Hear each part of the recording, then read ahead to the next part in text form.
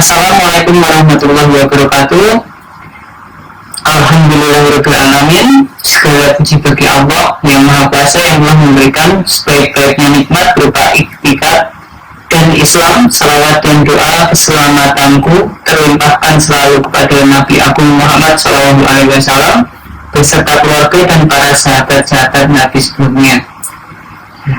Alhamdulillahirrahmanirrahim, kita masih bisa dipertemukan pada praktikum online.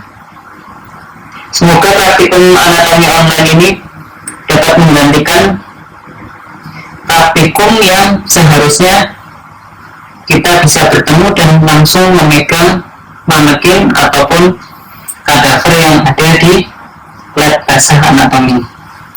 Pada kesempatan kali ini kita akan belajar mengenai kavitas torakis yang berada pada toraks, terutama organ respirasi.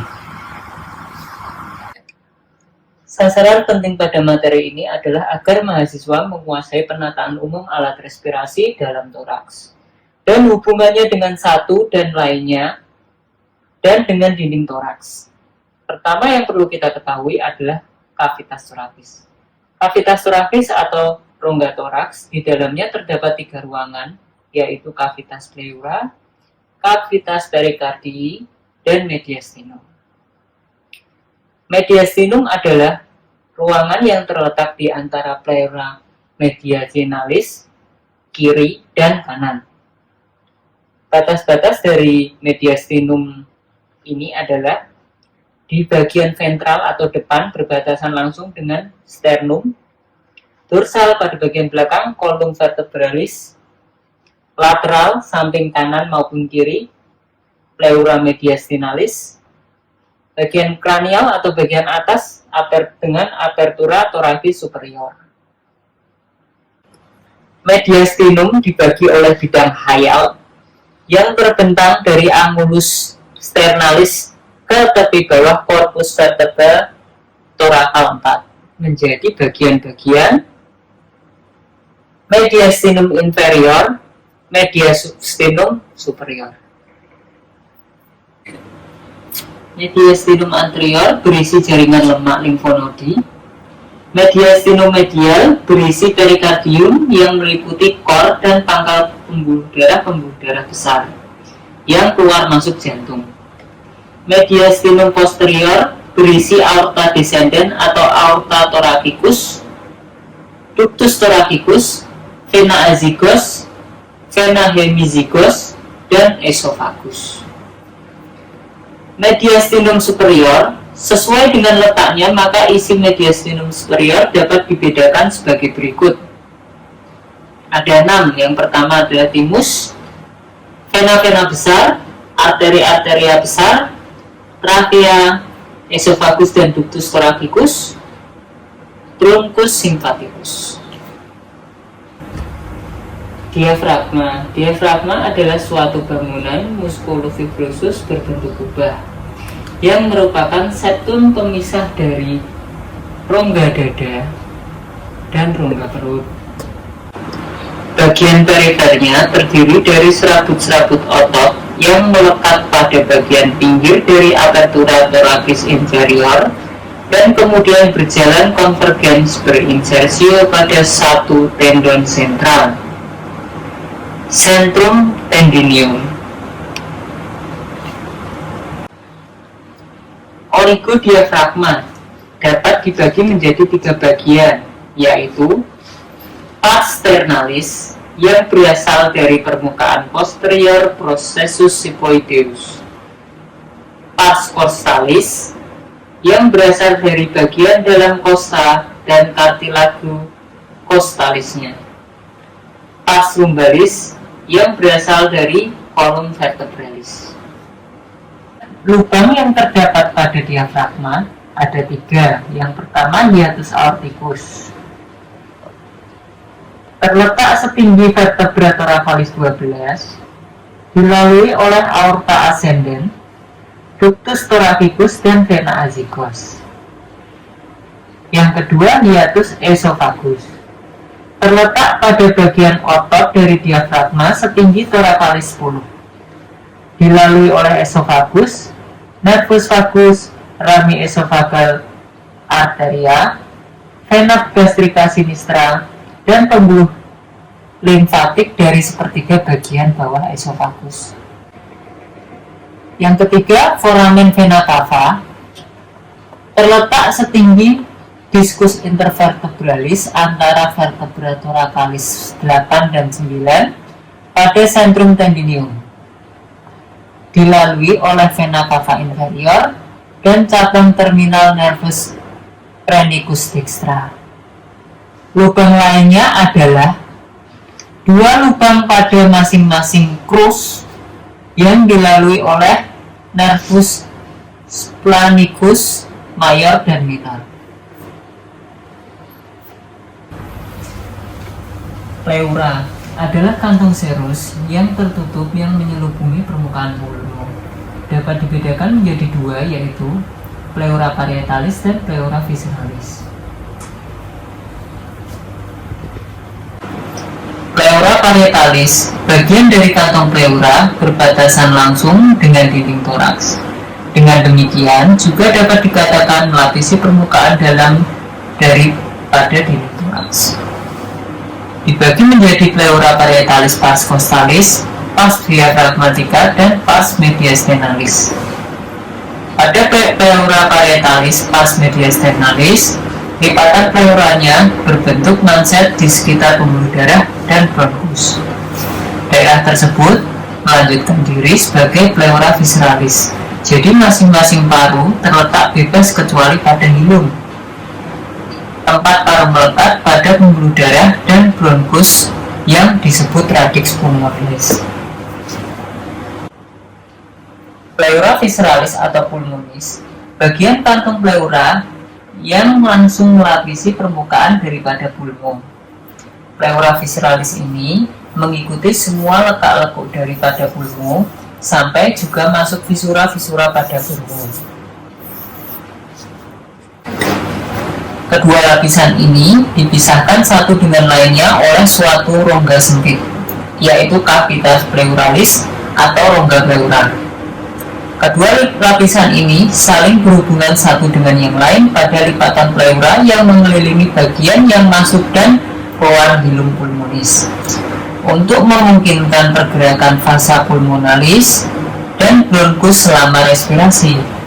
Lipatan pleura tergantung bebas dan disebut ligamentum pulmonale.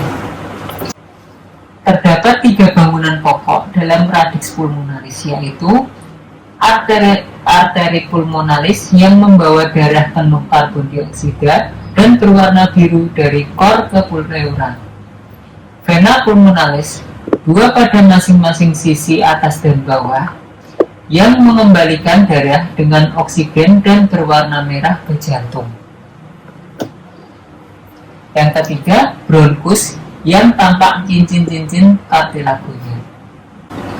Selain ketiga bangunan tersebut di atas, dalam radix pulmonalis juga terdapat plexus nervosus, vasa bronchialis, dan limfonodi. Vaskularisasi pleura parietalis oleh arteri interkostale, arteri mamaria interna, arteri musculofrenica. Vena-venanya memberikan darah ke sisi vena pada dinding toraks. Sedangkan pleura visceralis menerima suplai darah dari arteri bronchialis. Inervasi pleura, pleura parietalis pars costalis secara segmental diinervasi oleh nervi intercostale, pars mediasternalis dan pars diaphragmatica oleh nervus phrenicus, sedangkan pleura visceralis diinervasi oleh plexus pulmonalis. Trachea adalah tabung yang dapat bergerak dengan panjang kurang lebih 5 inci dan diameter 1 inci. Trachea mempunyai dinding fibroelastis yang tertanam di dalam kartilage hialin yang mempertahankan lumen trachea tetap terbuka. Trachea berpangkal di leher bagian bawah cartilago cricoidea setinggi corpus vertebralis cervicalis 6. Ujung bawah trachea di dalam toraks setinggi annulus sterni, lalu membelah menjadi bronchus principalis dextra dan sinistra. Bifurkasi trachea ini disebut carina. Inervasi trachea adalah cabang-cabang nervus vagus, nervus laryngeus, recurrens, dan truncus sympathicus. Bronchus principalis. Bronchus principalis dextra lebih pendek dan lebih vertikal dibandingkan bronchus principalis sinistra. Sebelum masuk hilum pulmonalis dextra, bronchus principalis dextra mempercabangkan bronchus lobaris superior dextra. Saat masuk hilum pulmonalis, bronchus principalis dextra membelah menjadi bronchus lobaris medius dan bronchus lobaris inferior dextra. Bronchus principalis sinistra lebih sempit dan lebih panjang, lebih horizontal dibandingkan bronchus principalis dextra. Saat masuk ke hilum pulmonalis sinistra, bronchus principalis sinistra akan bercabang menjadi bronchus lobaris superior sinister dan bronchus lobaris inferior sinister. Hilus pulmonis adalah suatu area yang kurang lebih berbentuk triangular pada facies medialis pulmonis, di mana bangunan-bangunan yang membentuk radix pulmonis baik pada pulmo kanan maupun kiri. Susunan dari atas ke bawah berbeda. Pada pulmo dextra susunannya terdapat 4, yaitu yang pertama bronchus apertrikal, yang kedua arteri pulmonalis, yang ketiga bronchus hipertrikal, dan yang keempat vena pulmonalis. Sedangkan sebelah kiri urutannya sebagai berikut. Yang pertama arteri pulmonalis, yang kedua bronchus, dan yang ketiga vena pulmonalis. Lobus dan visura. Pulmo dextra lebih besar daripada pulmo sinistra. Pulmo dextra dibagi oleh visura obliqua, visura horizontalis pulmonalis dextra dibagi menjadi 3 lobus, yaitu lobus pulmonalis dextra superior, medial, dan inferior. Pulmo sinistra dibagi oleh visura obliqua menjadi 2 lobus, yaitu lobus pulmonalis sinistra superior dan lobus pulmonalis sinistra inferior. Segmental bronchopulmonalia merupakan unit paru secara anatomi, fungsi, dan pembedahan. Setiap bronchus lobaris yang berjalan ke lobus paru mempercabangkan bronchi segmentale. Setiap bronchus segmentale masuk ke unit paru secara struktural dan fungsinya adalah independen, yang disebut segmenta bronchopulmonalia. Setelah masuk segmenta bronchopulmonalia, bronchus segmentalis segera membelah menjadi 2 bronchiolus. Bronchiolus kemudian membelah menjadi bronchiolus terminalis. Kantong-kantong lembut tempat terjadinya pertukaran gas dan udara disebut bronchiolus respiratorius. Bronchiolus respiratorius berakhir dengan bercabang menjadi 2 ductus alveolaris. Nama-nama segmen bronchopulmonalia untuk pulmo dextra bagian superior menjadi 3. Yang pertama segmen apikal, kedua segmentum posterius, yang ketiga segmentum arterius. Untuk bagian medial dibagi menjadi 2, yaitu segmentum laterale dan segmentum mediale. Untuk bagian inferior dibagi menjadi 5. Yang pertama segmentum superius, basale mediale, basale anterius, basale laterale, dan basale posterius. Pulmo sinistra bagian lobus superior dibagi menjadi 4, yaitu segmentum apicoposterium, segmentum anterium, segmentum limulare superior, dan segmentum limulare inferior. Untuk pulmonale sinistra lobus inferior dibagi menjadi 4, yaitu segmentum superius, segmentum basale anterior mediale, segmentum basale laterale, dan segmentum basale posterius. Vaskularisasi pulmo. Yang pertama, arteri pulmonalis. Arteri pulmonalis dextra, jalan ke dorsal memisahkan antara bronchus lobus superior dan medial, dan di sebelah atasnya terdapat vena azygos. Arteri pulmonalis sinistra. Arteri pulmonalis sinistra dan juga arcus aorta berjalan ke arah dorsal, melingkupi sebelah atas bronchus lobus superior kiri. Vena pulmonalis. Pada tiap sisi vena pulmonalis superior dan inferior, semuanya masuk ke atrium kiri jantung. Arteria bronchialis. Memberi suplai darah untuk nutrisi bagian pulmo. Sebelah kiri merupakan cabang arteri thoracalis, sebelah kanan dari satu arteri intercostalis atau dari arteri bronchialis kiri. Vena bronchialis mengalirkan darahnya ke vena azygos dan hemiazygos.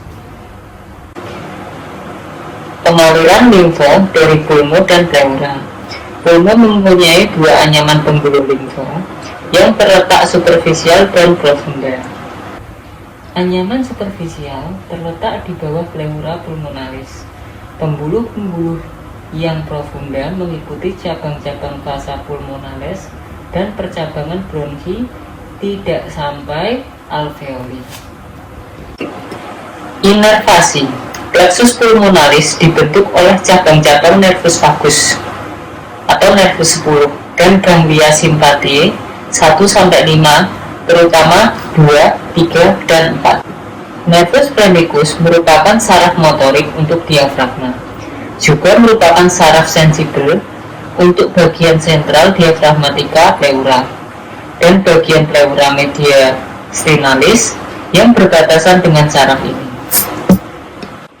Nervus intercostalis bersifat sensibel untuk pleura costalis dan sebagian pleura diafragmatika.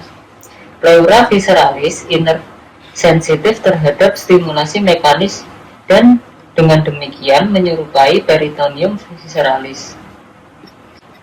Juga sebagian besar pleura mediastinalis dan juga pericardium visceralis dan parietalis.